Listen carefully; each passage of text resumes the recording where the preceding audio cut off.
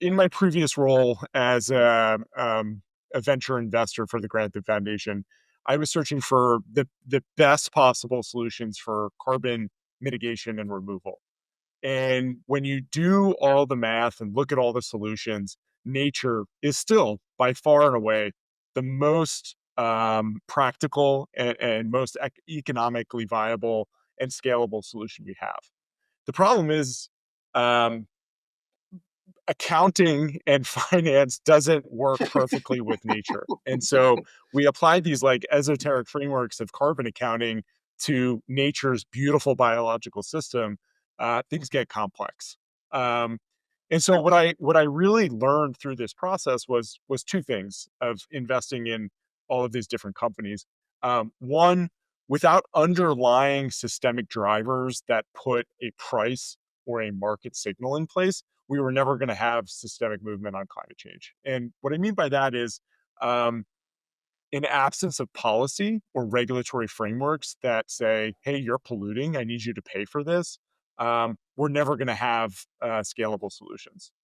And what I saw was not only there was never going to be those large scale universal frameworks for addressing climate change, but consumers also really weren't willing to foot the bill for climate change, so to speak. Yeah. And all the innovation that we've seen over the past 20, 40, 50, 60 years, the sole basis of that innovation has been better, faster, cheaper.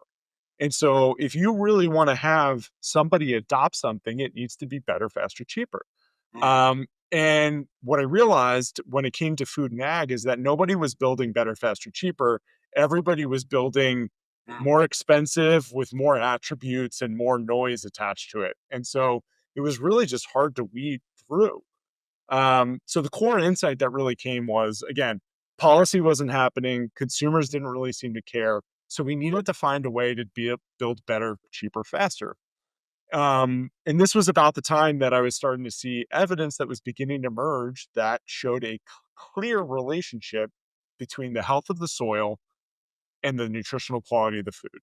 And that was like pretty transformational. And I definitely want to call out the Bionutrient Food Association. Dan Kittredge had really seeded this movement in a big way and inspired me and many others to think about this issue. But at its core, why I got so obsessed with it is if we can link climate friendly agriculture practices via regenerative agriculture to better quality food, we can create a direct link to consumers who care about the quality of the food that they're putting in their body. And all of a sudden, we have an indirect mechanism from how we spend our money every day and our own interest in our own health and wellness to indirectly affect what happens back on the land. And so that was the core insight. And that's why I believe nutrient density is kind of the end all be all for food systems change. It's because we've optimized for all the wrong outcomes. We've optimized for yield, we've optimized for calories, we've loaded in a bunch of contaminants and toxicity. All of that has completely eroded our health. And now we're waking up and we're demanding higher quality food. We're demanding safe food.